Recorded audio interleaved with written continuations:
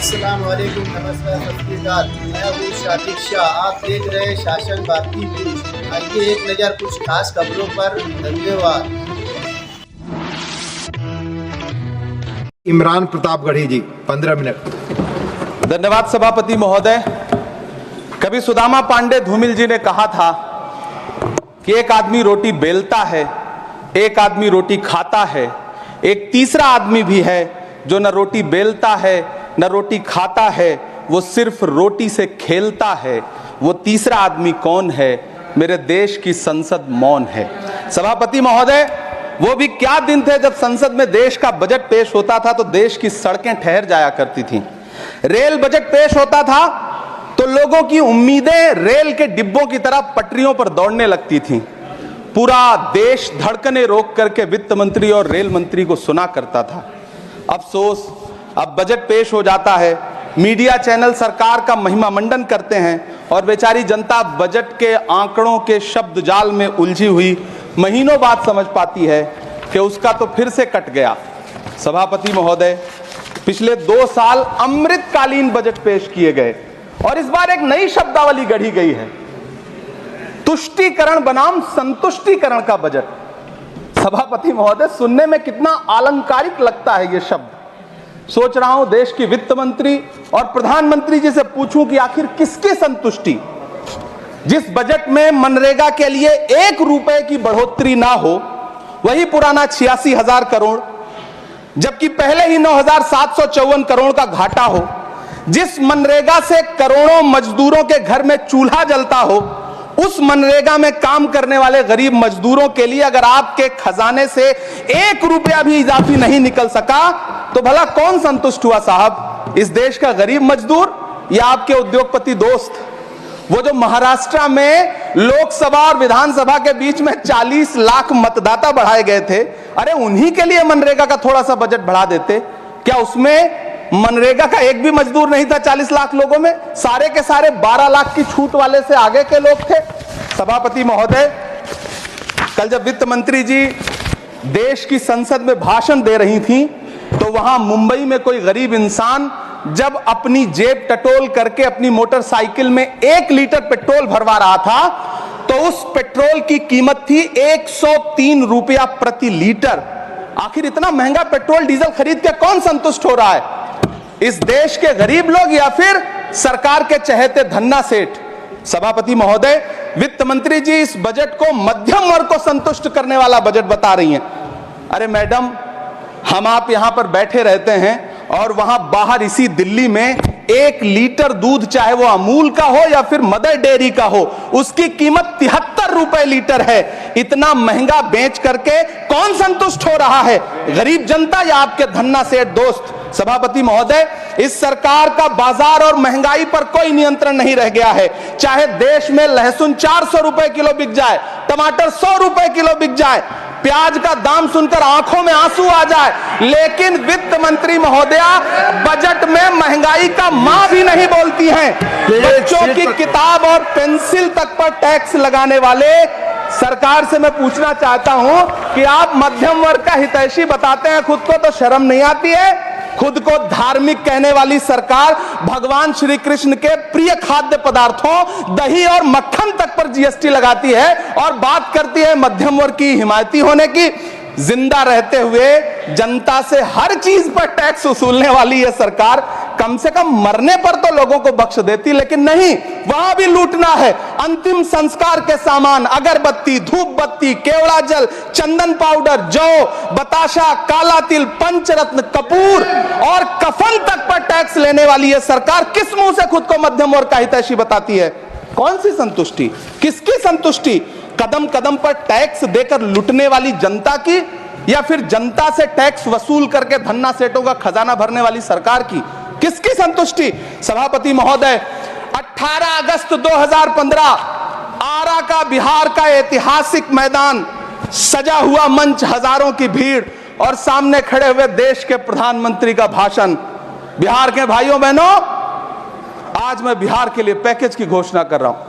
50,000 करोड़ कर दूं कि ज्यादा कर दूं? अखिलेश भाई, 60,000 करोड़ कर दूं कि ज्यादा कर दूं? 70,000 करोड़ कर दूं कि ज्यादा कर दूं? 80,000 करोड़ कर दूं कि ज्यादा कर दूं? चलो मैं बिहार को 1.25 लाख करोड़ का पैकेज दे रहा हूं। 10 साल हो गए सभापति महोदय, वही ढाक के 3 पात। बिहार आज भी विकास की बाट जो रहा है, भाषण आज भी प्रधानमंत्री जी के यूट्यूब चैनल पर सुना जा सकता है। जो झूठ बोल के करता है मुतमईन सबको, वो झूठ बोल के खुद मुतमईन नहीं होता। सभापति महोदय, ये तो राहुल जी का असर है। कौन सा शब्द सर, कौन सा शब्द? झूठ। ठीक है सर, मिथ्या बोल करके, जो मिथ्या बोल के करता है मुतमईन सबको, वो मिथ्या बोल के खुद मुतमईन नहीं होता। ये राहुल जी का असर है। जो मखाना बोर्ड की घोषणा हुई, अखिलेश जी आपको याद होगा, भारत जोड़ो न्याय यात्रा में 30 जनवरी 2024 को बिहार के रंगभूमि मैदान में राहुल गांधी जी का पूर्णिया में भाषण था और उसमें मखाना को लेकर उन्होंने आवाज उठाई थी। ये उनका असर है कि आपको मखाना बोर्ड बनाना पड़ा, वरना तो आप मैखाना बोर्ड बनाने वाले लोग हैं। सभापति महोदय, बिहार को झूठे पैकेज और चुनावी दिलासे देना बंद करिए। आज भी जब कोसी में बाढ़ आती है तो पूरा सीमांचल बर्बाद हो जाता है। मैंने उस तबाही को अपनी आंखों से देखा है। 2016-17 की बाढ़ में अपने इन्हीं हाथों से राहत सामग्री बांटी है मैंने। अगर सच में बिहार के लिए कुछ करना चाहते हैं तो बिहार को बाढ़ से बचाने का प्रबंध करिए।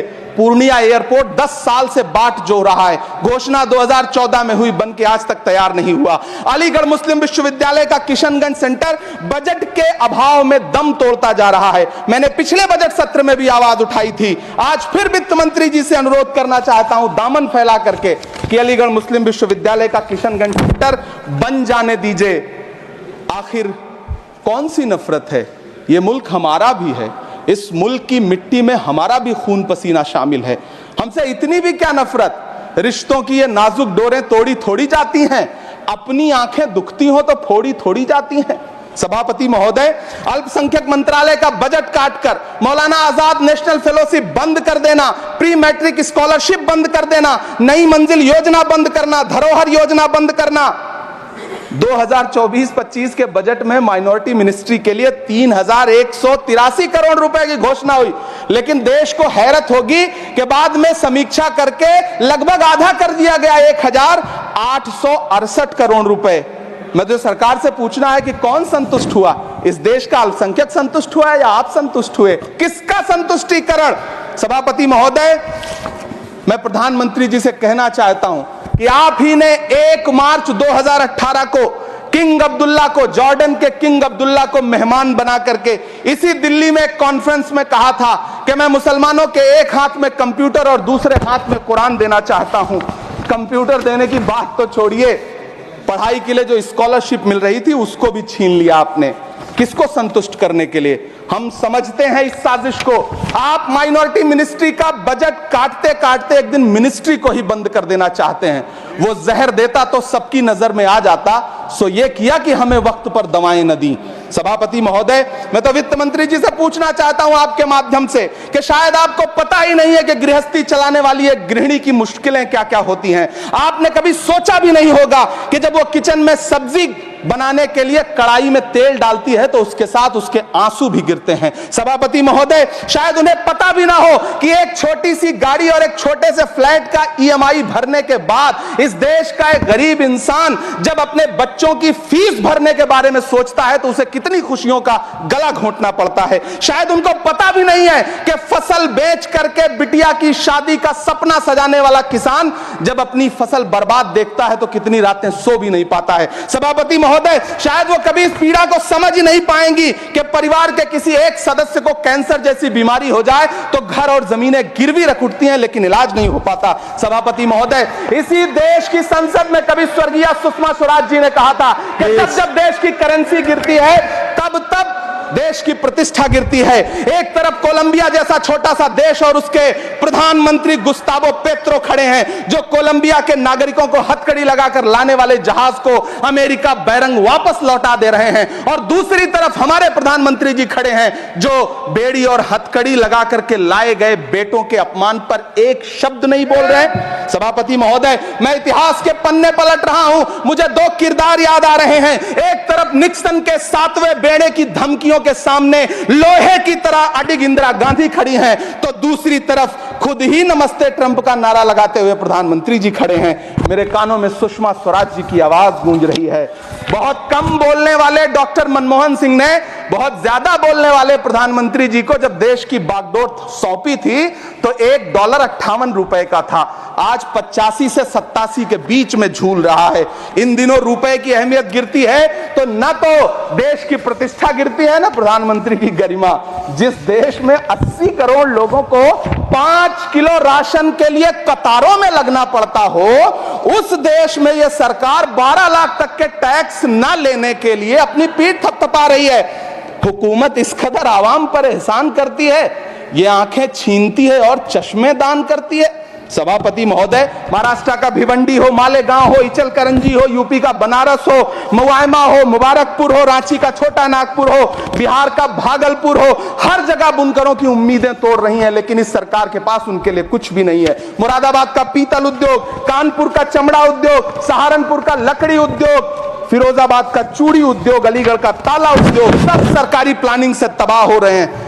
इन तमाम के बीच सरकारी सपोर्ट से बस एक उद्योग फल फूल रहा है, नोएडा का नफरत उद्योग। सभापति महोदय, जिस देश में 40 से 45% मेडिकल फैकल्टी की सीट खाली हो, वहां बजट में 75,000 नए मेडिकल सीट्स का ऐलान हो रहा है। सरकार बहादुर, कम से कम इस देश के पढ़े लिखे युवाओं को तो मूर्ख समझना बंद करिए। वो अब तिजारती पहलू निकाल लेता है। पहले 7500 मेडिकल सीट्स बाद में बनाइएगा, पहले जो एम्स में 2161 पद खाली पड़े हैं उनको तो भर दीजिए। वो अब तिजारती पहलू निकाल लेता है।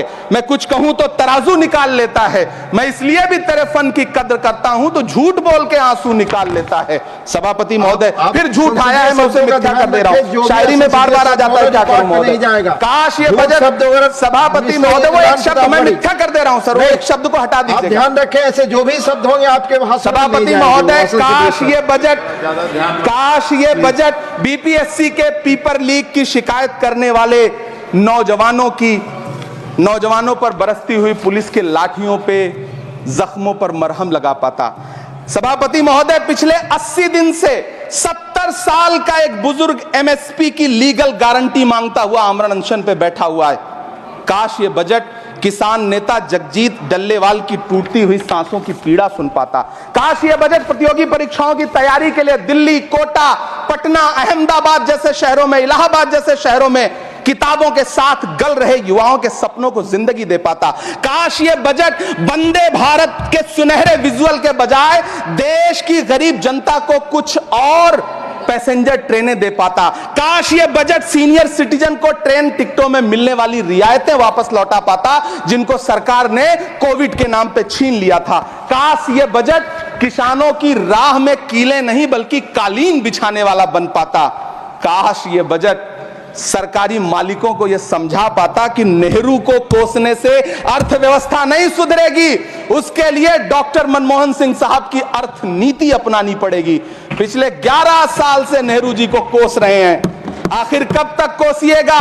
थोड़ा पंडित नेहरू जी के बारे में पढ़िए, तब पता चले कि पंडित नेहरू की शख्सियत का नाम है। दुनिया का पहला ऐसा राजनेता जिसने अपनी जिंदगी की आजादी के लिए, देश की आजादी के लिए 3259 दिन अंग्रेजों की जेल में बिताए। पंडित नेहरू एक ऐसे महान शख्स जिनके पिता पंडित मोतीलाल नेहरू, जिनकी बहन विजय लक्ष्मी पंडित, जिनके बहनोई पंडित रंजीत सीताराम, जिनकी बेटी इंदिरा गांधी, जिनके दामाद फिरोज गांधी, सब ने अंग्रेजों से लड़ते हुए स्वतंत्रता आंदोलन में जेल काटी। आप किस मुंह से उनकी लकीर छोटी करने की बात करते हैं? नहीं कर पाइएगा, 7 जन्मों में नहीं कर पाइएगा, क्योंकि जिस्म की मौत कोई मौत नहीं होती है। जिस्म मिट जाने से इंसान नहीं मर जाते, धड़कने रुकने से अरमान नहीं मर जाते, सांसें थम जाने से ऐलान नहीं मर जाते। जिस्म की मौत कोई मौत नहीं होती है। सभापति महोदय, मैं आपके सामने खड़ा होकर के एक बहुत छोटी सी कहानी सुनाना चाहता हूं कि महान बादशाह सिकंदर ने जब यूनान फतेह किया तो जीत का जश्न मनाने के लिए शहर की सड़कों पर निकला, तो उसने देखा कि पूरा शहर तो जश्न मना रहा है, एक फकीर सड़क के किनारे चादर तान के सो रहा है। सिकंदर को गुस्सा आया, घोड़े से उतरा, उस फकीर के पास गया और उसे सोता देख करके उसे जोर की एक लात मारी और लात मार के कहा कि क्यों रे फकीर, मैंने यूनान फतेह कर लिया, लोग जश्न मना रहे हैं और तू सो रहा है। उस फकीर ने उन्नीदी आंखों से सिकंदर को देखा और देख करके कहा कि शहर जीतना बादशाहों का काम है, लेकिन लात मारना तो गधे का काम है। सभापति महोदय, गरीब जनता को लात मारना बंद करिए। ये अमीरों के लिए बनाया गया बजट है, ये निराशाजनक बजट है। हम अमृतकाल सुनते आ रहे थे, ये अमृतकाल इतनी जल्दी समाप्त हो गया कि अब अमृतकाल का कोई नाम तक नहीं लेना चाहता है। इसलिए मैं इस सदन में खड़ा होकर के देश की वित्त मंत्री महोदया से